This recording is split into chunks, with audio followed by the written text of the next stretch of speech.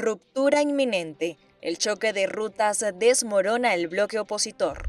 Adiós a la autonomía. Washington asume el mando directo de una intervención sin precedentes. Ultimátum de guerra. De las Priella desafía el pacto de paz y Timochenko responde. Entendemos los desafíos que enfrentamos y por eso hoy más que nunca apostamos por una información que aporte contexto y tranquilidad. Este jueves 16 de julio los invito a repasar juntos los acontecimientos más importantes de Venezuela con la seriedad que ustedes merecen. Soy Génesis Pérez, bienvenidos. La hoja de ruta que fue planteada por Dinora Figuera como presidenta de la Asamblea Nacional del 2015 y por Jorge Rodríguez como actual representante del Parlamento ya tiene sus consecuencias en la unidad de la oposición.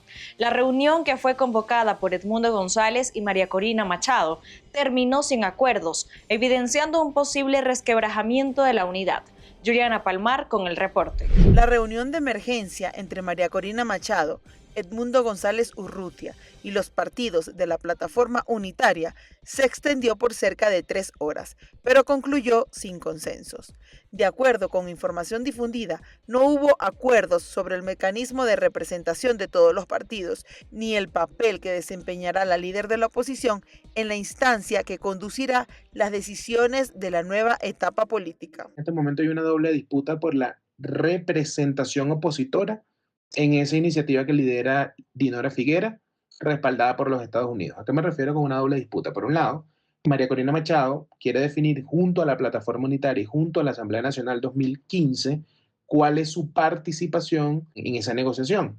Recordemos que en el Manifiesto de Panamá decía, palabras más, palabras menos, que la plataforma unitaria veía a María Corina Machado como la única interlocutora en alguna negociación con el chavismo. Entonces, María Corina Machado, como la líder más popular del país, quiere definir y va a definir junto a la plataforma unitaria cuál es su rol en esta negociación, o sea, qué pinta en esta negociación. En medio de este escenario, el ministro de Interior y Justicia, Diosdado Cabello, aseguró que dentro de la plataforma unitaria algunos sectores estarían evaluando retirar su respaldo a María Corina Machado para acompañar la propuesta liderada por Dinora Figuera, a cambio de espacios en una eventual mesa de diálogo con el gobierno. Lo que intentaba venderse como una fotografía de unidad terminó convertido en un desfile de reproches, pases de facturas y fracturas internas. Lejos de coser heridas, el encuentro terminó profundizando la distancia con Machado y dejando al descubierto que esa supuesta unidad opositora parece más un decorado de utilería que una estructura política sólida, sostenida apenas con alfileres. Mientras continúan las diferencias internas, Dinora Figuera mantiene su llamado a incorporar a todos los sectores democráticos. La dirigente ha invitado a la plataforma unitaria y al resto de las organizaciones políticas a sumarse a la agenda de trabajo conjunta para la hoja de ruta democrática, con el objetivo de construir una instancia amplia que participe en el proceso de negociación y reinstitucionalización del país. Por otro lado, una segunda disputa. Hay partidos dentro de la plataforma unitaria que quieren tener mejor o quieren definir cuál va a ser su representación en esa iniciativa de Dinora Figuera, tomando en cuenta que solamente había diputados de Voluntad Popular y Primera Justicia, y me imagino que partidos como Encuentro Ciudadano, Acción Democrática, La Causa R y otros más pequeños quieren también tener delegados en esta iniciativa. Entonces tenemos esa doble disputa. Por un lado, cuál va a ser el rol de María Corina Machado en este proceso y por otro lado, cuál va a ser el rol de los otros partidos de la oposición también en este proceso. Por su parte, mediante un comunicado, el Departamento de Estado calificó la iniciativa como un paso importante para la reconciliación política y reiteró su apoyo al fortalecimiento de las instituciones democráticas, la recuperación del sistema electoral y una transición pacífica y democrática en Venezuela. Además, destacó que la tragedia provocada por los terremotos refuerza la necesidad de unidad y aseguró que continuará apoyando los esfuerzos de recuperación y reconstrucción del país. Para Impacto Venezuela, Juliana Palmar. Es momento de conocer la opinión de nuestra audiencia. Como cada día, abrimos este espacio para leer sus comentarios y escuchar sus respuestas a la pregunta del día. El reportaje del New York Times sobre el nuevo rol de Diosdado Cabello como presunto interlocutor con Estados Unidos también abre interrogantes sobre el futuro de su entorno al mencionar la presunta proyección de su hija como relevo político. ¿Podría Daniela Cabello convertirse en una figura presidencial? Comenzamos con Aleston Lozano, quien nos dice que, por favor, la hija de Diosdado no arrastra ni a su familia. Seguimos con David Onato, quien opina: esa gente no tiene la capacidad de involucrarse con las necesidades del pueblo ni que haya cambio de gobernantes en Venezuela. Por lo tanto, exigimos elecciones pronto. Por su parte, Manuel Urdaneta manifiesta que Venezuela tiene bien claro a quién quiere como representante del poder y los Cabellos no están en sus preferencias. Al contrario, representan la corrupción y el crimen organizado. Finalmente, Francis Pérez afirma: sería una completa locura ver a Daniela Cabello como una figura presidencial de Venezuela. Eso implica la continuidad de hambre, miseria, injusticias, persecución, represión, torturas, desapariciones forzadas, ladronismo, matraqueo, saqueo de todas las riquezas de Venezuela, inseguridad total y absoluta. Ni pensarlo. Ya basta. Dios libre a Venezuela de las garras de esos demonios. Gracias a todos por participar. Seguimos con más en nuestra emisión estelar. Estados Unidos ya no solo tutelaría al gobierno encargado, sino que tomaría control total y efectivo del país, que conlleve a una reconstrucción exitosa, evite vacíos institucionales y prepare las elecciones democráticas. Quique Frías nos amplía. El concepto de soberanía en Venezuela comienza a verse borroso. Tras la detención de Nicolás Maduro el pasado 3 de enero, el tutelaje del gobierno de los Estados Unidos, a lo que queda del chavismo en el poder, con el gobierno encargado de Delcy Rodríguez, podría convertirse en un control total y efectivo del país. Un plan que se está negociando en este momento aquí en la Casa Blanca. Este plan contempla un periodo transicional con una mayor implicación de Estados Unidos. La administración de Donald Trump evalúa un importante despliegue de hasta 3.000 especialistas militares en áreas como infraestructura, energía, comunicaciones, logística, salud, urbanismo y servicios públicos, una inversión de hasta $3.000 millones, todo bajo la justificación de levantar al país tras la tragedia que significó el doblete sísmico del pasado 24 de junio. La estrategia marca un salto, pasar de la ayuda y el tutelaje político a una administración transicional con presencia directa en el terreno. Sobre todo participarían en reconstrucción de infraestructura y también en todo tipo de arreglos que tengan que ver con telecomunicaciones. Se está barajando una cifra entre 2.500 y 3.500 millones para esa reconstrucción, dinero invertido por Estados Unidos. Asimismo, y según revelaron fuentes cercanas a la Casa Blanca como el diario ABC, el objetivo comienza con los acuerdos que logren Dinora Figuera, presidenta del Parlamento electo en 2015 y reconocido por Washington, con el chavismo, representado en la encargada presidencial Delcy Rodríguez y su hermano Jorge, a cargo de la actual Asamblea Nacional. En este punto, Estados Unidos llenará vacíos institucionales e invertirá en esfuerzos definitivos para elecciones democráticas, libres y justas. Sería un acuerdo que no convierta a Venezuela en un Estado, pero sí de tutela y asociación similar al que tienen las Islas Marshall y otros territorios del Pacífico. Estados Unidos escoge con beneplácito los anuncios de la Asamblea Nacional de Venezuela de 2015 y el gobierno interino de poner en marcha una agenda conjunta el 1 de agosto, con el fin de avanzar en la estabilidad, la democracia y la recuperación nacional. Apoyamos los esfuerzos liderados por venezolanos hacia una transición pacífica y democrática. Agradecemos al secretario de Estado Marco Rubio por su firme respaldo al pueblo venezolano y su compromiso con la recuperación democrática de Venezuela. La tesis estadounidense es que la reconstrucción no puede sostenerse si el país queda en un limbo institucional o bajo un gobierno sin legitimidad electoral. El plan estabilizaría el territorio y ordenaría áreas estratégicas. Reportó para ustedes Quique Frías. Impacto Venezuela. En vez de responder a las críticas por la emergencia, Diosdado Cabello volvió a cargar contra los medios. El Sindicato Nacional de Trabajadores de la Prensa alerta que esos señalamientos aumentan los riesgos para quienes informan y afectan el derecho de los venezolanos a saber qué ocurre en el país. Los detalles con María José Prado. En medio de una de las mayores emergencias que ha enfrentado Venezuela en los últimos años, el secretario general del Partido Socialista Unido de Venezuela, Diosdado Cabello, volvió a poner a la prensa en el centro de sus ataques. Durante su programa televisivo, descalificó a los periodistas y medios nacionales e internacionales por la cobertura de los terremotos del 24 de junio. El Sindicato Nacional de Trabajadores de Prensa rechazó estos señalamientos y advirtió que estigmatizar a quienes documentan la tragedia incrementa el riesgo para el ejercicio periodístico. Aquí se cayeron caretas. No lo van a lograr. Yo a lo largo del programa voy a hacer como un recuento, ¿no?, de todas los fake news que ellos intentaron sacar y la respuesta que nosotros le hemos dado de manera contundente, que le ha dado el pueblo, que le ha dado la verdad, porque no hay nada más poderoso que la verdad.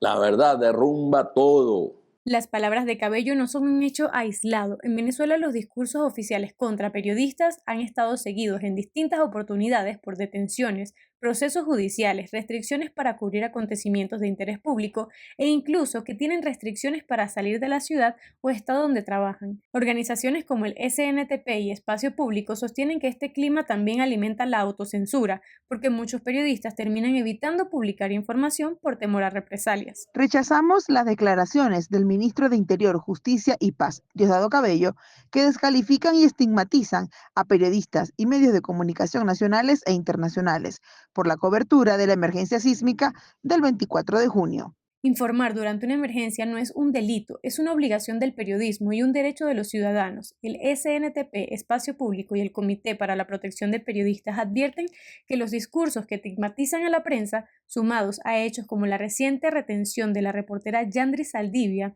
aumentan el temor entre los comunicadores, favorecen la autocensura y limitan el acceso de los venezolanos a información libre e independiente. De eso, aseguran, también depende que las víctimas de una tragedia puedan ser escuchadas. Impuestos nacionales, municipales y contribuciones obligatorias conforman una carga que, según representantes empresariales, puede consumir hasta el 70% de las utilidades. Tras el terremoto, el sector privado pide un respiro para acelerar la recuperación. Más información sobre el tema con Juan Gutiérrez Gamba. En Venezuela, producir es un acto de resistencia obligatoria. A la par que el país intenta levantarse tras los sismos del 24 de junio, el sector empresarial enfrenta un régimen tributario que ha dejado de ser una herramienta de recaudación para convertirse en un mecanismo de asfixia operativa. El sistema es una trampa matemática. Entre impuestos nacionales, municipales y contribuciones parafiscales, una empresa puede ver cómo se consume entre el 60 y el 70% de sus utilidades netas. El monto exacto depende de la actividad económica, la ubicación del negocio y si la empresa está calificada como sujeto pasivo especial por el CENIAT.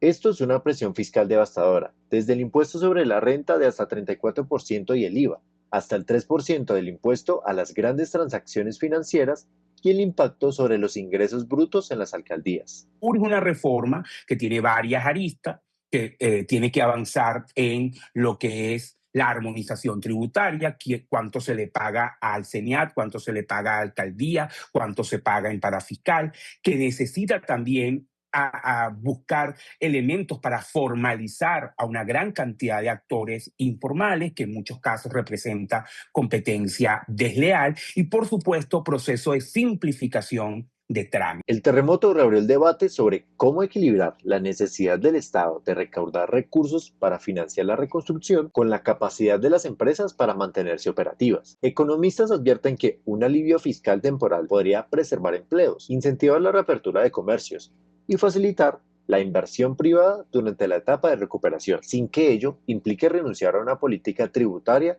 sostenible en el largo plazo. En el ámbito de los afectados directamente por esta tragedia, de las zonas afectadas, específicamente La Guaira, yo diseñara todo un programa de exoneración impositivas temporales y de ayudas también allí, ¿no? Las dos elementos. El drama de Venezuela es el de un país que exige a las empresas obligaciones tributarias exageradas, pero presta servicios como Estado fallido. Si el gobierno insiste en mantener esta presión sobre el 70% de las utilidades sin ofrecer garantías de retorno, no habrá reconstrucción posible, solo más empresas cerradas. El ex líder de la extinta guerrilla de las FARC, Rodrigo Londoño, alias Timochenko, alertó que la violencia puede aumentar en Colombia tras las amenazas del presidente electo Abelardo de las Priella, quien se comprometió a encarcelarlo y revocar una parte fundamental del acuerdo de paz del 2026. Somos firmantes de un acuerdo El ex líder de la extinta guerrilla de las FARC teme que se desate más violencia en Colombia tras las amenazas del presidente electo Abelardo de la Espriella. El Consejo de Seguridad de Naciones Unidas. Rodrigo Londoño, conocido por el alias de Timochenko, dijo a la AFP que los mensajes de odio pueden avivar la violencia, después de que de la Espriella se comprometiera a encarcelarlo y revocar una parte fundamental del histórico acuerdo de paz de 2016. Yo creo que es muy importante bajarle el volumen a esos mensajes de odio. Y yo creo que la sociedad colombiana ya ha madurado mucho y podemos entendernos y sacar adelante a Colombia como queremos todos y pues soñamos con las diferencias. Durante un evento en conmemoración del 10º aniversario del acuerdo, firmado durante el gobierno del Nobel de la Paz Juan Manuel Santos, Londoño dijo que un grupo de antiguos líderes guerrilleros que firmaron la paz le enviaron una carta al ultraderechista de la Espriella. Los antiguos miembros del secretariado le hemos enviado una carta al doctor de la Espriella, pues reconociéndolo como el presidente electo y contándole pues de que no estamos en la actividad política, que estamos en orillas distintas, pero que precisamente es la democracia, el debate de ideas.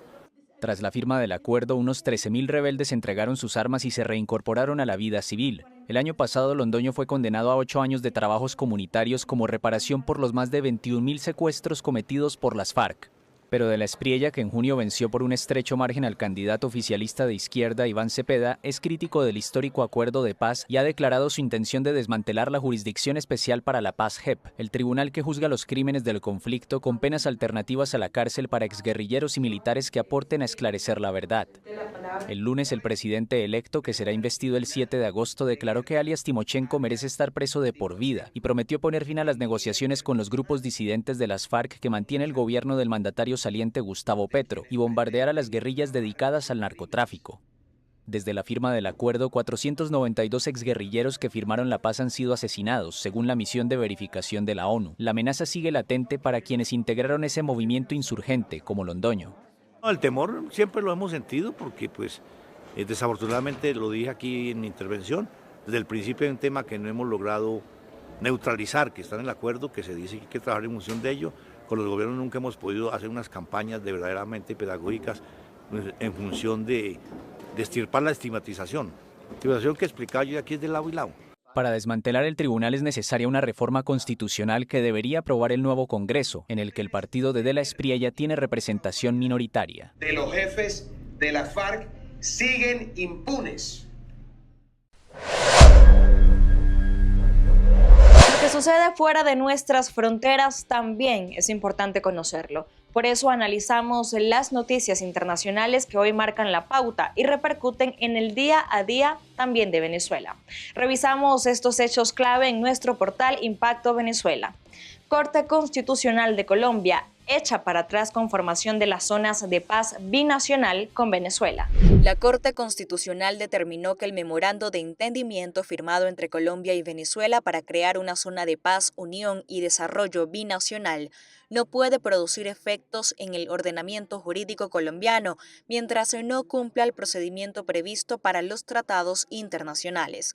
La decisión recae sobre el denominado Memorándum de Entendimiento entre Venezuela y Colombia sobre la creación de la Zona de Paz, Unión y Desarrollo Binacional, Zona Económica Especial Binacional, suscrito en Caracas el 17 de julio de 2025. Irán califica de crimen de guerra ataque de Estados Unidos cerca de un hospital oncológico infantil. Irán condenó este jueves el ataque de Estados Unidos en las inmediaciones de un hospital oncológico infantil de la ciudad suroccidental de Abbas y lo tachó de crimen de guerra. Esto constituye un crimen de guerra cobarde contra los seres humanos más inocentes, niños que luchan valientemente por sus vidas, denunció en X el portavoz del Ministerio de Exteriores de Irán, Ismail Baghai. El ataque obligó a evacuar de emergencia a 211 pacientes sometidos a quimioterapia y causó un sufrimiento y angustia severa a los niños hospitalizados. Millones de personas están en riesgo en Estados Unidos a causa del humo provocado por 800 incendios en Canadá. Una densa nube de humo originada por más de 800 incendios forestales en Canadá provocó este jueves alertas de calidad del aire en al menos 17 estados de Estados Unidos, afectando a millones de personas en el noreste y medio oeste. Las autoridades han deportado niveles de contaminación atmosférica que superan los estándares considerados peligrosos por la alta concentración de partículas finas en el aire. Las alertas se emitieron durante la jornada de este 16 de julio. Amigos, y así damos por finalizada esta emisión, no sin antes agradecerles como cada día la sintonía en este espacio de noticias. Nuestra labor continúa y estaremos atentos a cada hecho para mantenerlos informados con el rigor que ustedes se merecen. A quienes atraviesan momentos de incertidumbre en nuestro país, les enviamos un abrazo solidario. Hasta la próxima.